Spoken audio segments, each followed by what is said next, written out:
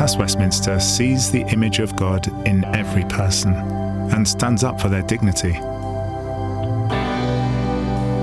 confronting the poverty that grinds people down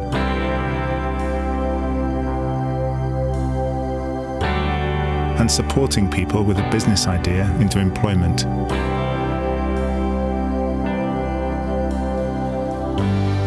We will walk beside you no matter how difficult your journey is.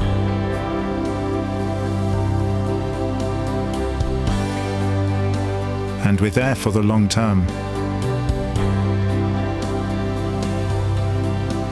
Extending welcome to those seeking safe harbour.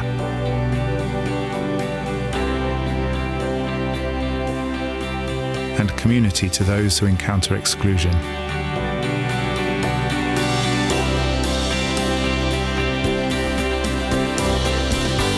Our goal is social change. Our tools are love in action.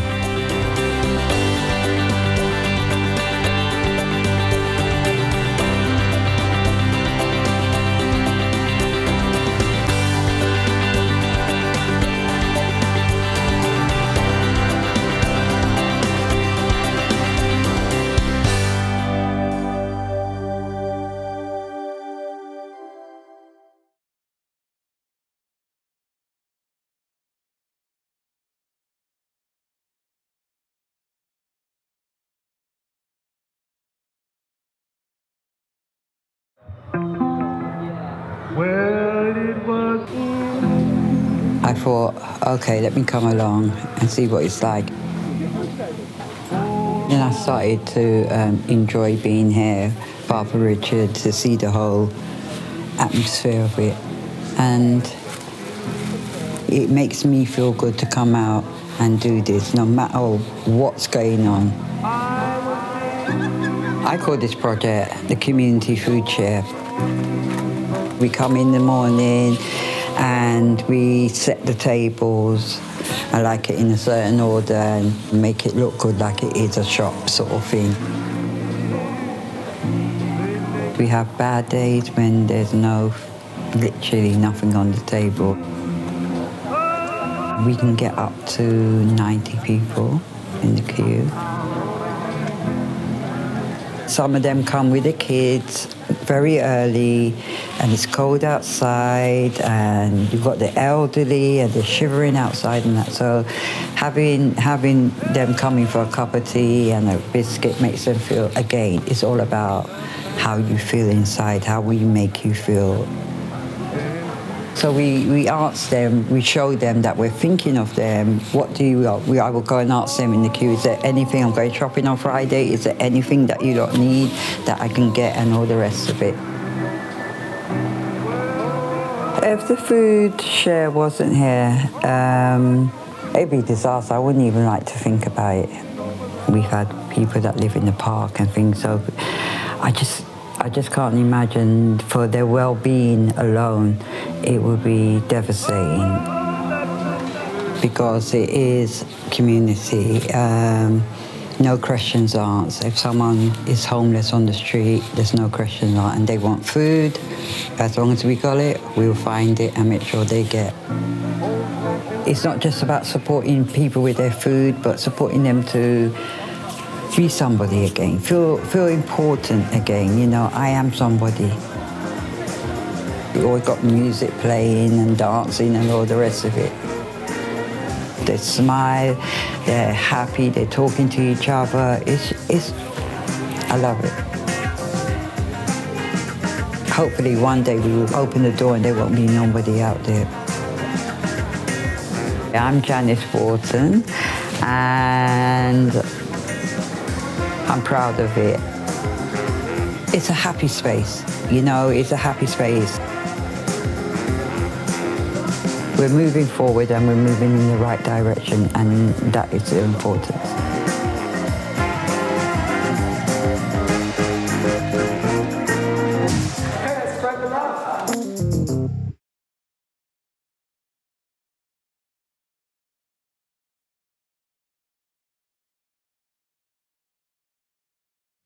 Annual flowers are very good for the garden because they fill in the gaps.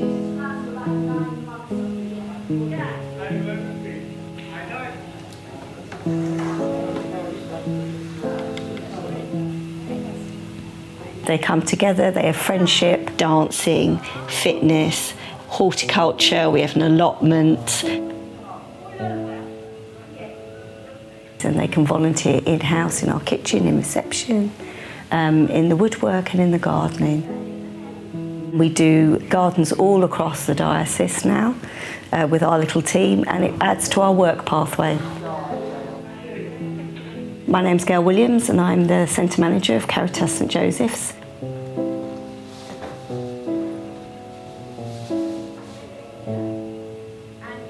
We help 178 adults with learning disability with lifelong courses, work pathways and meaningful activity to help them fulfil their potential and embrace life within society. It's really, really important for people to have a full and rich life, and that includes meaningful work, love, family, relationship and friendship.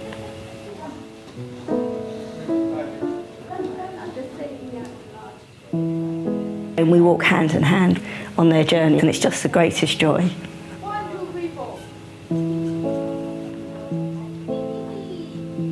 Within our outreach communities on a Saturday, they can go to Saturday clubs and socialise.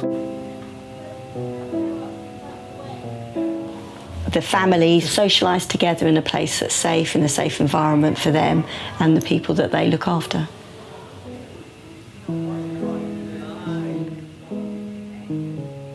If the students didn't come here and we were closed, a lot of them wouldn't really go anywhere else. Maybe a day centre where they could only do limited activity.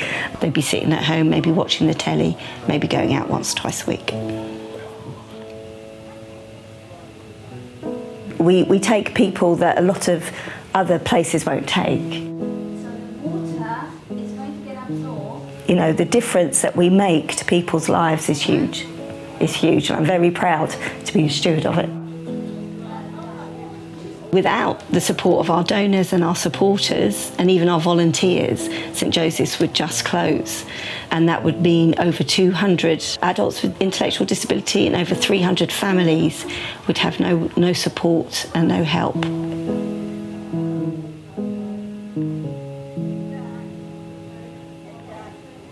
So we just wouldn't be able to exist and carry on.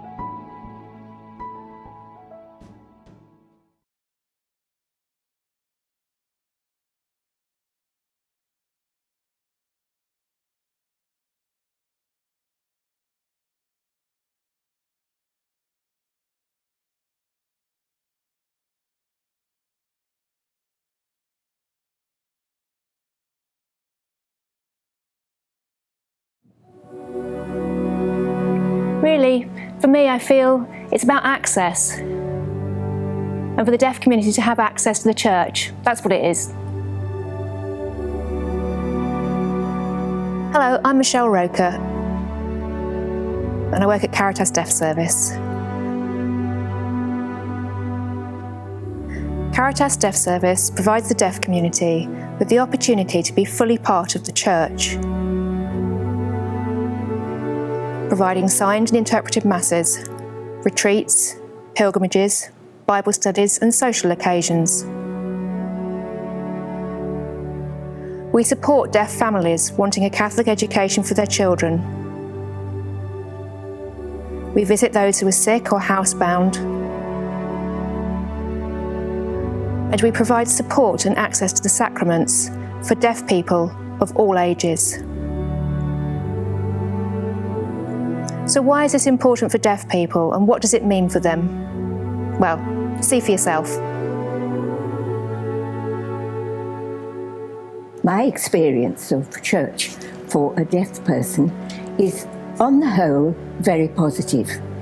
And I wanted to find out by going to another church than my own what the service would be like if I went to. So I went to a memorial service, and I really had a bad experience, to be honest. The people were dear, but the loop system didn't work. There was no there was no BSL, no interpreter there. I think that was my responsibility. So I'm responsible for the lot of my well-being in my deaf life. There was a microphone stuck in front of the speaker's face, and he'd come all the way from the United States, and his address went on for well over half an hour. And on the whole, it was a very disappointing experience. But I did have the opportunity to talk to the parish priest, and I said, "Does your loop system work? Have you got one?" And he said, "Yes, we have got one, but it's broken." And I asked the person giving the lecture, I said, "Have you got a printed handout or anything that would be really helpful?" And he said, "No, I haven't." So all sorts of little things go to making life pretty complicated for somebody who's deafened.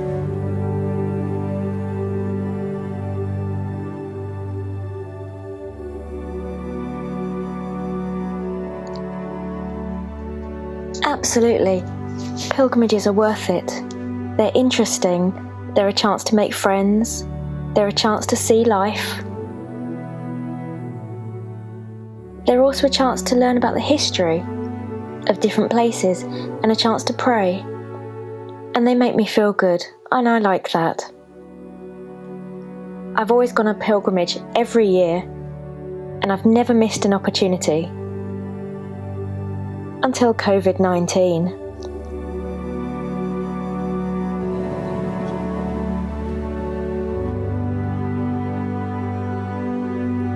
So learning and being taught, that really gives me confidence.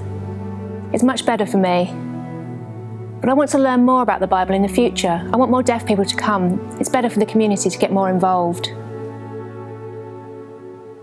I find it really, really interesting looking at the stories. We've looked at the Old Testament and looking at the New Testament in the future.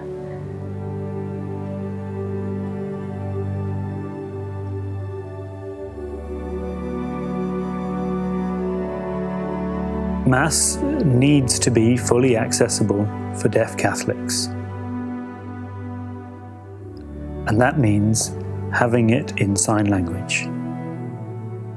For that's the language of deaf people. It is their language, British Sign Language. It's a visual language, it's not a spoken English. We are lost in a hearing church.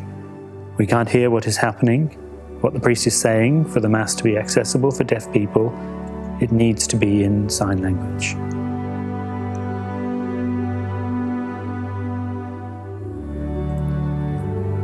Also, deaf people should be involved in the Mass. I am a CCRS graduate, the Catholic Certificate in Religious Studies. I regularly write the bidding prayers for Mass each month. I'm a Eucharistic minister as well. Deaf people can do the same as hearing people can. We are the same. We are equal. Deaf people can be involved, and there needs to be an interpreter and everything in sign language for deaf people to follow what's going on and for the communication to work, to give people the confidence to be involved. That's why it's important for deaf Catholics to be involved and have things in sign language. Thank you.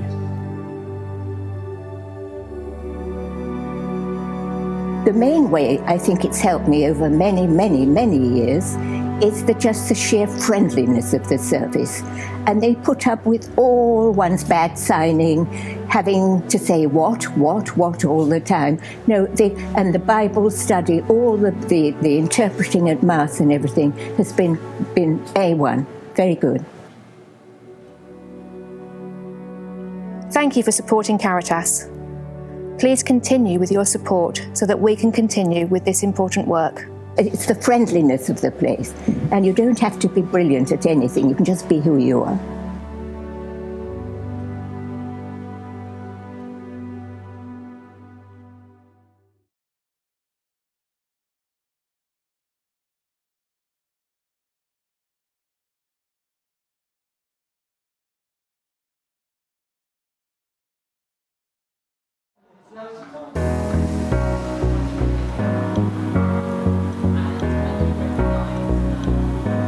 I'm a carer for my son, who's now 20. We're the bottom of the pile, literally, in society, and just how generally carers are looked down at. So I've always wanted to do something to do with carers. I knew I was able to have a business, but I just didn't know how to structure, how to get things done, literally to just get it done, and that's what Seeds helped me with. I wanted to give carers an option of something that they can do around their caring and possibly make money out of it. Maybe put it into a little business, but it's something that's flexible, something that you can do at your own time. Today was my first workshop of many. We did almost like a magazine box, stroke storage box, but all in the same format of soft furnishings which you can have in your home. Seeds is a mentoring program. Although I'm a carer and I work part-time, I'm able to take this mentoring program on board. Sometimes we might gather twice a month maximum, or once a month. Due to the time that we're living in, it's online. So it's just support of a project that you've chosen or a business that you've chosen, and it just moves you forward with all the different elements. And at the end of the program, you can literally make this into a business. So it's actually made possible that I actually can help carers. And I really can see in doing this, there are carers that need, and not everyone has maybe the background as what I've had, business mind, etc. And I'm hoping to pass that on to a carer. Seeds is a project that is there to help the local community. Whatever you're thinking about, whatever you want to do, whatever you wish to do, shall I say, it can make it a reality. I am a product of Caritas and Seeds. If I can make something possible to help a group in our community that is overlooked generally in society, then you possibly can. It's a brilliant project. My name is Brenda Jules Carbon, and I am a student of Seeds, I guess.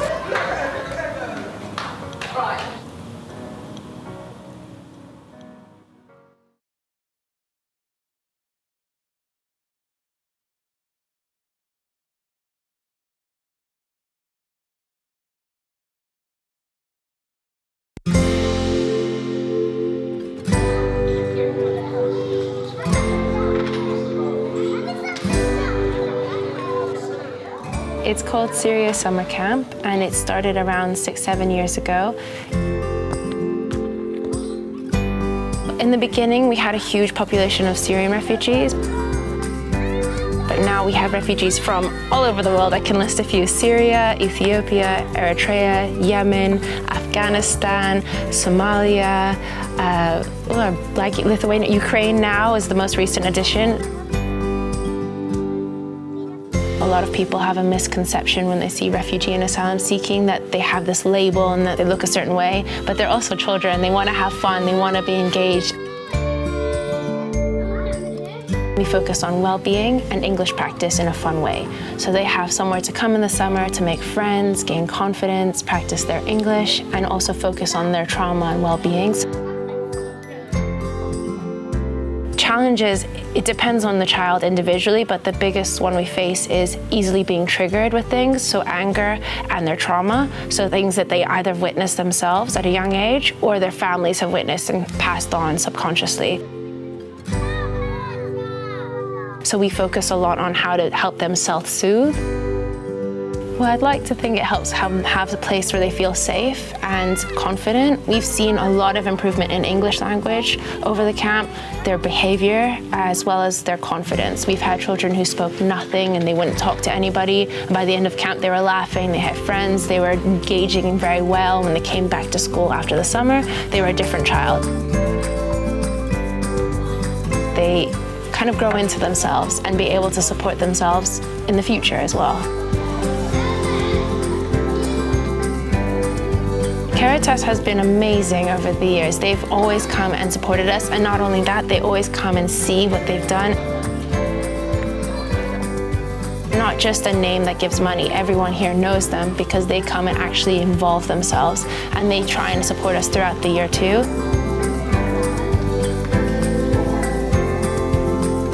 My name is Anjali Saran. I am the Refugee Project Leader at Newman Catholic College. I run the Syria Summer Camp.